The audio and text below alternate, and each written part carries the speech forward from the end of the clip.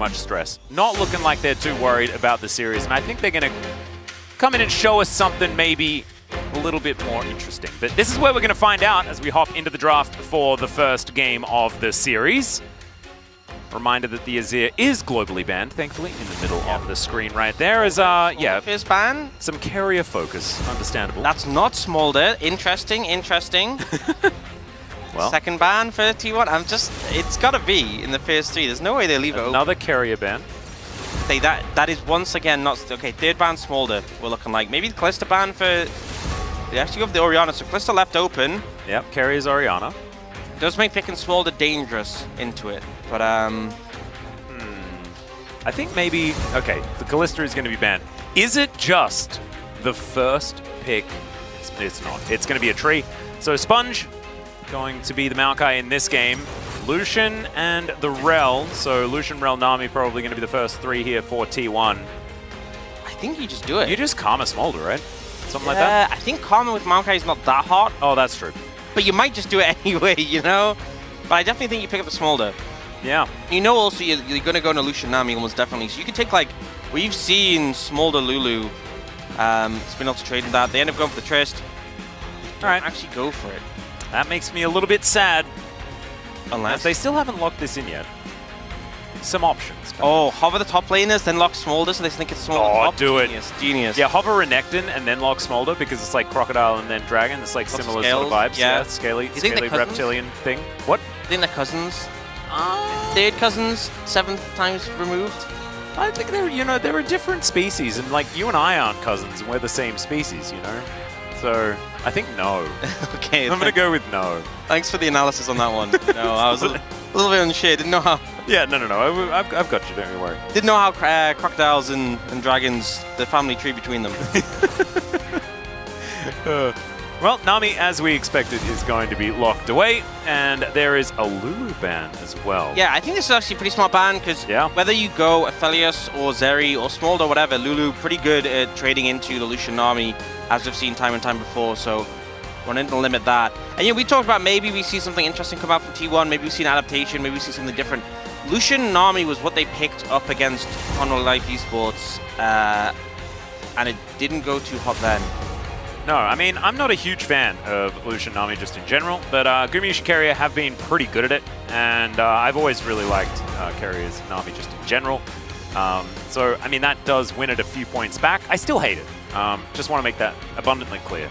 Just not a huge fan of Lucian Nami at the moment, even after what Viper was able to do, even though he was focused in every single team fight in the previous series. I was going to say, it looks like a good Ahri angle. A lot of mid laners banned who you'd normally pick into her, but they end up going for the Twisted Fate for Zeus, and they're saving their mid pick till 5.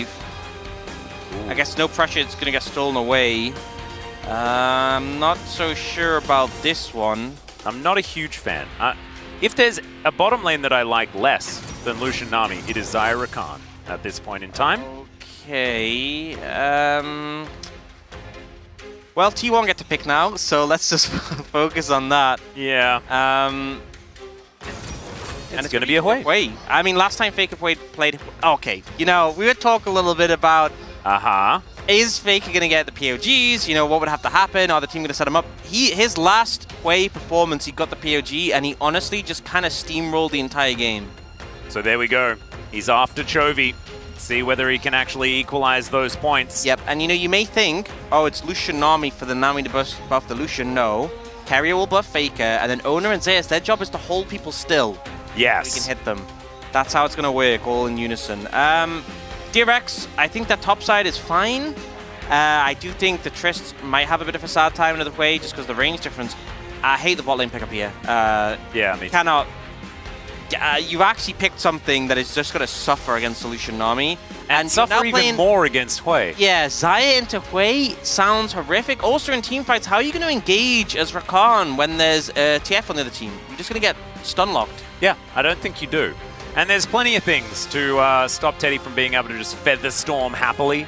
And there weren't even ever really things that were feather stormable anyway. Normally it's like the Nautilus, the Vi, things like that. You want to pop these ultimates so that you're not actually going to be held down. And this feels like a default to Zyra Khan because we're frightened type move. And that is always the worry for that particular bottom lane. We'll see whether Teddy and Pleta can prove us wrong as we dive towards Summoner's Rift for game number 1.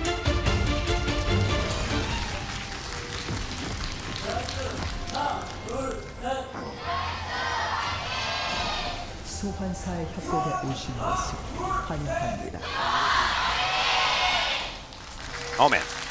T1 fans, extraordinarily loud. We are on the T1 side of LOL Park right now, and we have headsets on, and I was still in a bit of trouble. Speaking of trouble, Sponge down to 300 health as Faker's painting some auto attacks his way. Got the Mana Flow ban stack, I believe, so... Oh, nailing it. Oh. Rascal has some friends, but Oner, I believe, doubled back for a moment there. I'm a strong believer in just, no matter what role you are, just walk towards mid-level 1 and just fish for a Mana Flow ban stack, you know, get a stacking yeah. early. Yep, 100% agree. Take that extra mana. Stacks are dopamine. That's what we figured That out. is something we very heavily established this season of the LPL. If you've, been watching, or maybe you've missed some days and you're like, what's the takeaway for this regular season? Is it Stacks, we established it in the great. LCK as well? Because you just mentioned that we established it in the LPL. Why did I say that? I don't know. But LCK. It was established in the LPL also. Okay, established in globally. League of Legends globally. Globally established. Stacking. I had the pleasure of watching some LCS earlier on today, and got to hear from our boy Umpty. Oh yeah? It was absolutely fantastic. Makes you realize that, you know how we have like the coaches interviews and they're always pretty stale and they're not really saying too much? Umpty proves that LCK players can like trash talk. Yeah. And we've known this before. We have seen that there has been some really good trash talk videos. Fortunately, just not happening more recently. Which is yeah. I was watching back the other day. Oh yeah, no, I was watching with you. Yeah. When was it? It was the Samsung White SKT one. Yeah. Back in the day of the trash. That one was peak. It was actually just ridiculous. Oh, so good. Imp did not care. No. He would just say whatever he felt like in those interviews. Such a banger. Yeah. Yeah, definitely would love to see the return of those, but not sure. Oh, Blake are actually going to get a little bit of a snare onto Gumayusi, and then Pleta immediately regrets his decision to go in. This is part of the problem. It's definitely level 3 is where Zyra Khan gets a bit more strength, but wow. Yeah. There's a lot of feathers on the ground, so they're not going to move forward. Also missed a bunch of that CS. A little bit of a shame. I just think the problem is with this lane is you don't really have that much kill pressure on the Lucian unless Guma horrifically misplays, and they're just going to out-sustain your trades and just keep poking you, And it's a pretty chill lane for Lucian and Nami, and then once they get to that one item point in mid lane where they can just hang around and poke you out, it's good vibes. Yeah. We'll just see whether DRX, the rest of the map, they can actually get something going on, because of course Tristan and Maokai together has been pretty powerful, not necessarily super early, but can certainly get things done. And in team fights, I guess eventually things can be alright, but I am very worried. Yeah. I do share your sentiment. I'm very, because the thing is, this mid lane matchup is probably the best for DRX. And so far, Yahoo's just a bit chunked out, nothing more, but like top lane is getting blasted right now. We haven't even looked over, but look at Rascal's. We don't want to. Yeah, I prefer it if we just, Jonah Strong, please just don't head up top lane. Yeah, it's not going too hot right now for DRX. It's just like 500 gold lead already, just mostly from like CS gaps and top lane. Yeah, make it 700. Kind of ridiculous. Yahoo does have this entire wave to pick up, and so that is going to be equalized somewhat. Beautifully collects all of the minions, as we can see here. As cannon. Oh, okay, no. I think that's it. No. I think it's done. I think you cannot recover from that. All right, game 2. Let's load it up. Oh man, it's a bit unfortunate. That's pushed the gold lead to 800. Purely that play is now. Gumayusi's going to cleanse here, as a bit of a battle is going on. The Aqua Prison does not really connect, but still, T1 having a pretty good trade. That ebb and flow value, triple. That's what you want to see. I like how Guma ends up low, and Keria's like, okay, it's fine, I'll take over, I'll trade 1v2. Yep. Just Ty calls blessings himself, as Teddy found a little bit of trouble. There is the maw out from Faker. Does lock down Yahoo just a little bit, but does take an explosive charge for his trouble. Yahoo just TP'd back. Okay, he cancelled. I thought he was recalling again. I'm like, you just TP'd in. Yeah. A little bit of a worry. That was a really nice smite there from Sponge, able to actually take away this bub from a rel. Pretty important. Oner will be able to get one for himself, yeah, so it's not the end of the world, but he is tanking this, and Faker is going to have to come on over here. Does have the ulti, not going to find it, as Sponge has to flash to get himself out of the way, and in fact, Faker didn't actually use the ultimate at all. Just a whole lot of other buttons were pressed. Yep. So Sponge flashing away from that one was actually pretty heavily winning the 1v1 against Oner in that situation, but mid lane prio makes a difference. Yeah. And top lane prio is going to be there as well. As we can see here, they're having a little bit of a look in. As Rascal is slicing and dicing, gets on in there, as now Zeus going to have to run, does have to use the Ghost in order to get himself out of there. Dominance from Rascal helping him here in this lane for now. Does still have the flash available, so does Zeus. Yeah, definitely take an opportunity with that level 6. It's a big power point for the Renekton, whereas the Twisted Fate doesn't get any combat power when he hits that level, so a good punish on Zeus, and he's kind of realized he can't actually even walk up to the tower right now, and this health he will just get dove, so we'll reset. Does have the Destiny if he wants to use it, get back to lane, but he doesn't actually miss much beyond those minions under the tower already. Whoa, that's a lot of losses for Wei so far in the mid lane, but you can see those names, not exactly players that have been winning a whole lot. Yeah, Bulldog really not been helping out the stats on that one. No, not really. And that was during the real downtimes of Condom Freaks, before they decided that more dragons is the way that we win, and that's how it sort of worked. Sponge coming on over to help DRX out as Oner thinking about finding an opportunity, and there is a fantastic Magnet Storm into a double bubble from Keria. Gumayusi now dashing in. Teddy explodes as Faker's ultimate goes off, and that is first blood for the Lucian, and Faker able to pick one up on the back end of that one as well, and DRX just a little bit baffling. Just didn't quite work out. I mean, it's really nice engage from Oner, but DRX are kind of just like waiting for it to happen. Time and time again, you know, you clump up against a rel, you're going to get punished for it very swiftly, and they absolutely just decided that they weren't going to abide by social distance in that one. No, absolutely not. Faker as well, 20 CS lead off the back end of that one at the same time. I think a POG performance from the gentleman in the mid lane. What do you reckon? You know, people have been pre-voting already, so I think it's... Yeah, I think it's pretty safe to say. You might say that Oner's engage was absolutely fantastic or something like that, but no. I think it is. It's still well deserved. As Faker is going to back away from this one, full culling into Pleta. Does have that gleaming quill to go off and have a little bit of extra health back. But this is really feeling like it's traveling downhill for DRX in a pretty big way, and it is only accelerating on that path. Oner is going to come on over and guarantee some plates here for Gumayusi as well, as Keria just clearing out vision where he can, and I just don't know where it gets better for DRX. Where's the way back in? Where's the copium? Game 2. I think the copium is that if T1 heavily overcommit and botch and engage into Xayah Maokai, there's the potential for them to turn it around. Well, maybe it's a rough start. How about this? If they lose this game, it does not affect DRX's chances for playoffs. Yeah, that's fair. On the back of that, you know, can they even lose? True. Yes, they can. Well, Gumayusi now has his static shift completed. Well, that's pretty nice timing to have it. Yep, not too bad. 9 minutes into the game, 3.5 on the next dragon. As Oner's coming up towards his top side now. This guy's sort of everywhere this game, as Rascal does throw down the Dominus, but he's still losing so much of his health bar. Crashdown comes on in alongside the Magnet Storm, as Rascal does have the ability to slice his way out. Doesn't even have to flash, but still can have to vacate this area, doesn't have teleport, and so therefore the amount of pressure on this turret going to be very, very high. Yeah, he's trying to get a heal off on those minions. Just try and hold himself up in lane for a little bit longer. You can see Sponge on the top side trying to defend against any potential dives, but definitely Rascal in a bit of a rough spot. But he didn't die, didn't even in the flash, so you know, I think he'll live for another day. Yeah, slicing on forward, does find these minions, as eventually the wave is going to be thinned. Sponge moves in, and that is going to be a couple of the bubs going to be taken out here, as I think Pleta was just having a look at what was going on there with the Grand Entrance. You know, that was the closest I felt to, oh, maybe, no, they don't have something. Back to just farming in the bot lane. Yep.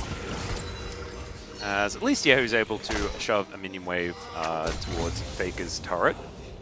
Still going to be able to catch the majority of those ones though. As Gumayusi is going to push away this Rakan, the Extendo Battle Dance. I think it's even more difficult because Guma has cleanse, so even in a scenario where Platter does get on top of them with an ult, you can just cleanse dash out. And the other thing is, like, DRX, you can see how respectfully Teddy's playing. It's because they have just no vision at all, really, on where anyone is. Didn't have a lot of information.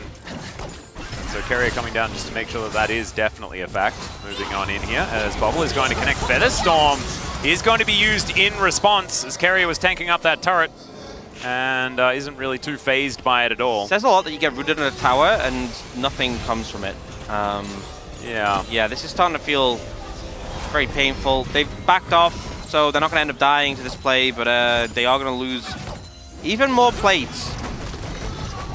It's feeling a little bit rough here for DRX at this point in time. 3,000 gold and change is going to be the lead here. Is now Sponge looking for Faker. He's just going to wander northward, but Yehu is going to be able to find that angle. There is a twisted advance in, and the explosive charge is going to be enough. Yehu locks that one down, so there's the first kill for DRX.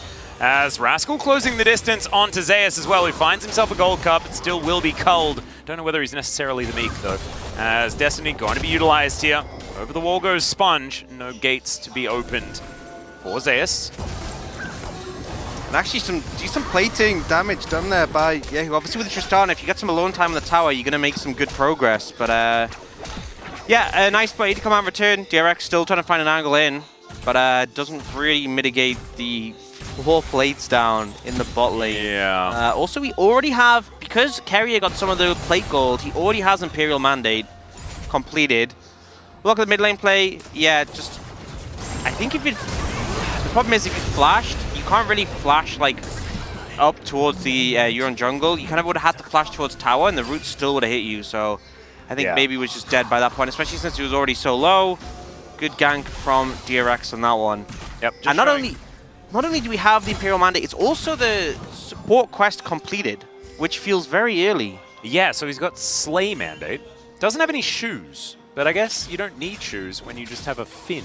Yeah, you know, kind of, if Cassiopeia doesn't need a buyback, I know, right? Why does Nami? Yeah. We need some consistency there. And you might ask the question like, well, why doesn't, what about Aurelion Soul, you know, and stuff what like about that. Corki? But he has little feet, you know? Yeah, I guess Corki has little feet in his lane. Exactly. There are feet you're not in the plane. You're not supposed to drive barefoot, yeah. Yeah.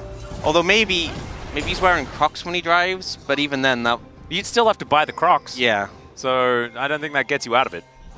So anyway, maybe we'll see whether we can get to a point where Nami can get some movement speed scaling like Cassiopeia does. I think it would just make thematic sense. Yeah, it would fit. How can you give Cassiopeia passive? It should be like a champion type passive, you know? Every Finn champion or tail...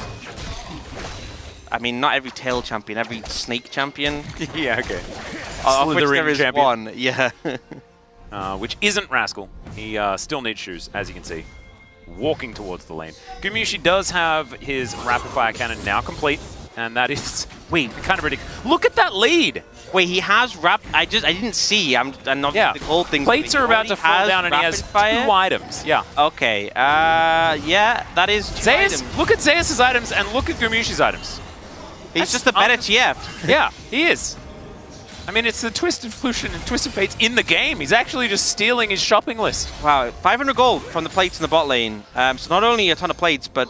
And he was by himself for so many of those, yeah, 4 of them by himself, so...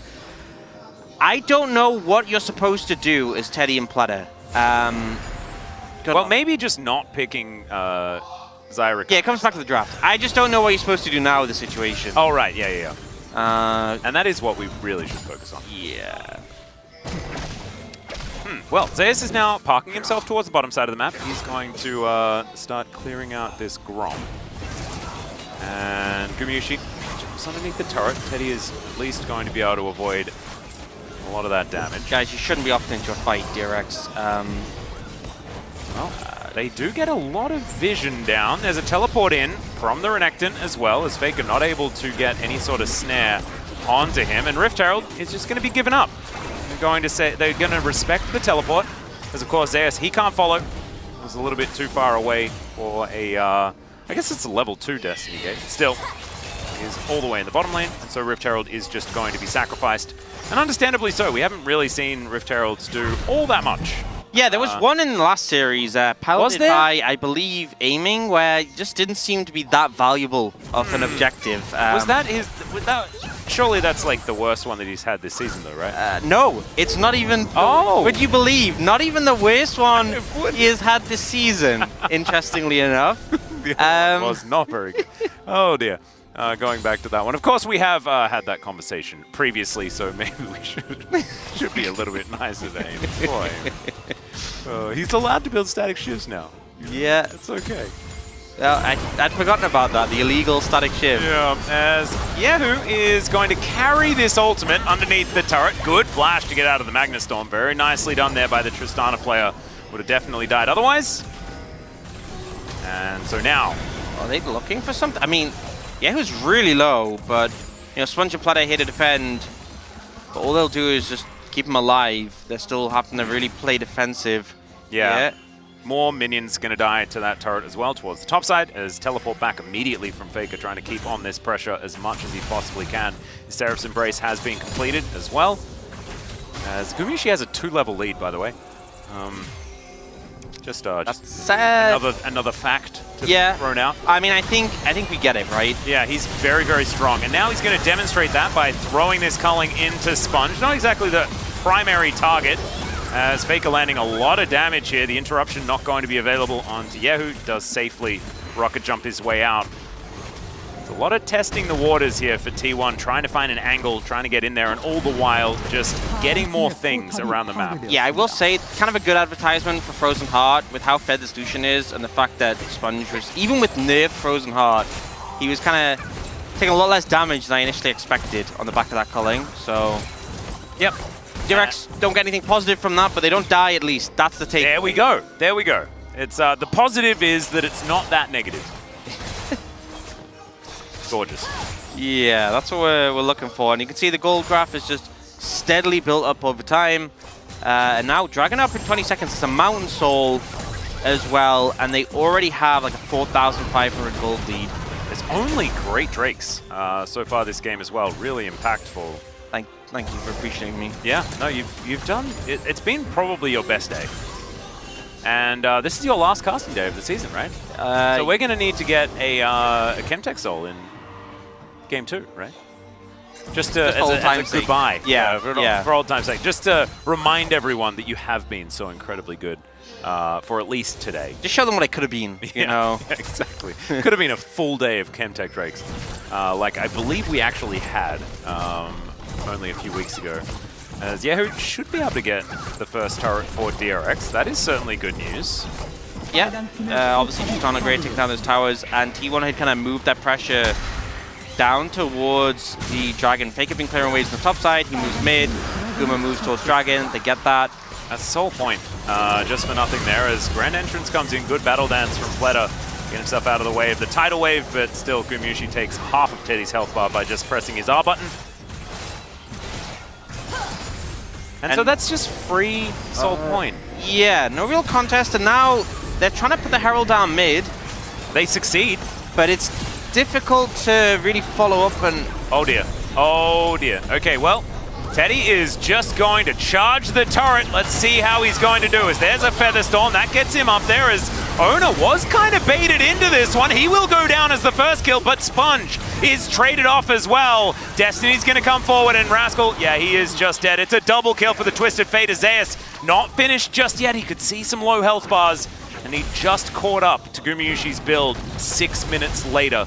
He finished his rapid fire cannon, wanted to put it to use. Unless I got it. This is why they picked Xayah, because that's the only AD carry who you could send into that situation and not immediately have them get one shot. Was it? I believe it may have been in error that he possessed Shelly in that moment. What do you think? I don't know. It looked like he was kind of like, you know, let's look at it. Maybe it was accidental. I don't know. I feel like I would have just sent the Rakan, honestly. Probably would have died anyway, but at least it isn't your Xayah. who obviously the ult does give you a bit of time and was in the end able to They got a kill kite away. But it is still a 2-for-1 in favor of T1. Doesn't really change the fact that things are looking a little bit dire for DRX. Yeah, it's back up to over a 5,000 gold lead, and it's 3 minutes until Seoul.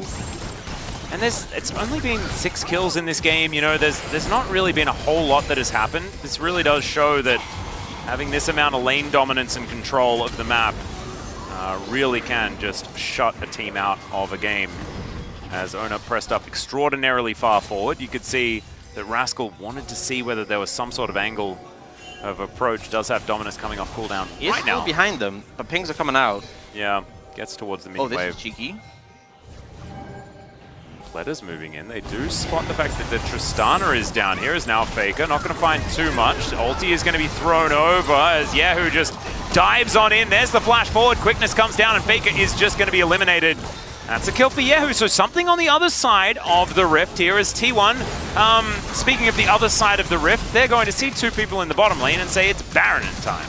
Yeah, and you know, essentially with the Twisted Fate there, they have 280 carries, so it is going down fairly quickly. Extremely quickly. For 21.5 minutes, kind of ludicrous, but now Sponge is making his way forward. Tidal Wave is going to get a lot of value as the Featherstorm comes out, and now the Magnet Storm is going to catch Teddy, and he is just obliterated. Gumayusi so much damage as he's dashing after the Renekton as well. They kept the Baron leashed, and they're going to look for that one now as T1. The foot is never coming off the gas this game. Yep, and the thing is, I actually like the play DRX went on the bot side. Oh, you got to try and get something, but oh my god, okay. There's all 3 of those kills going over to the Lucian. You got to try and get something, but the problem is, typically when you go for a play like that, you know, you have the solo laner, the Tristana having TP, and then when you make this play, they can TP up to the Baron, and it's a 4v4. Yeah. And you're still able to actually contest it. The problem is, you know, this play goes pretty well for them. The jump from Yahoo was a little bit off, but regardless, they get the kill. But now that's 2 members on the bot side. Neither of them have teleport available. It's a 3v4 on the top side, and you're already at a deficit. And we'll see here, Keria very defensive with this flash, but the ult from Keria forces the Featherstorm, and then Rel just has free reign. Yeah, it's just so comfortable for Oner to get in there, lock them all down, and Gumayusi is going to be able to follow up with all of that damage that he has. Quick Blades completed already as item number 3 at 22 minutes. Interesting, we often see like... Okay, ulti going to connect onto Sponge here.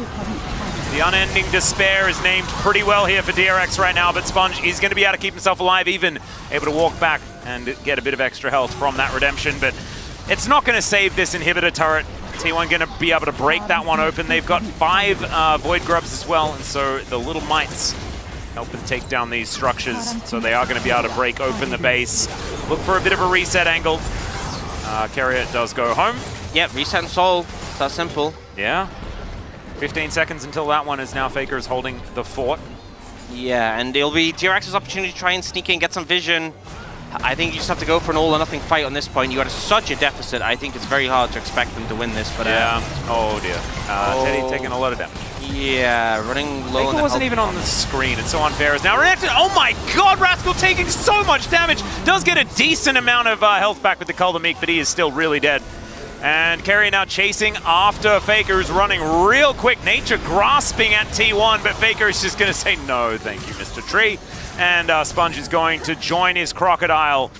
Now a couple of 80 carries and a Rakan is all that's left of DRX to try and help this one. Shattering Strike onto Pledder, but not going to really do too much there. And T1 lost interest in the Dragon. They're just going to take this inner turret while they can.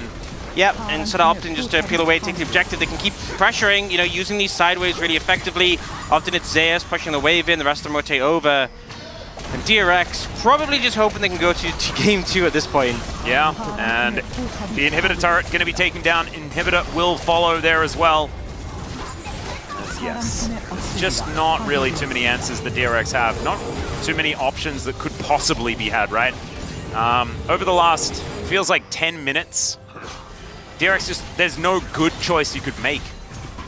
They needed to make all of those decisions far earlier on if they really wanted to stand any sort of a chance. As Sponge going to at least be here to try and contest this Soul, as Pledder doesn't land onto Gumayusi. He doesn't even need to use the flash, just Relentless Pursuit necessary to get himself out of the way as Faker going to connect some damage onto Sponge. Good twisted advance to avoid the light slinger from Gumayusi.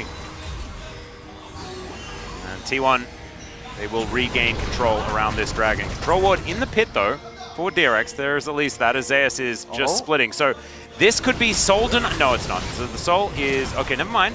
Still up and available. I thought the Dragon's health bar was going down very low, but that was a control ward, so okay, never mind. So Rascal's actually come back here, but I think he loses that 1v1 pretty hard. Yeah, it's a little bit of a worry here as Faker is going to be pushed back into DRX. He will be taken down first off as Pleta somehow survives, but Sponge not going to be so lucky. And yeah, that 1v1 like you were talking about, the Twist of Fate's going to take that as Bubble going to be avoided, but that is Featherstorm now on cooldown for Teddy. He has to be very, very careful as Yahoo diving forward, trying to find Gumayusi, who is just going to flash his way out. The Destiny going to be utilized as back in base. They're trying to defend against this Twisted Fate, and Yahoo, he's going to be put into the bubble prison. Oner is going to take the soul. Pleta will die as these cards do find him, and he will take down the Nexus. T1, an absolute flattening of DRX.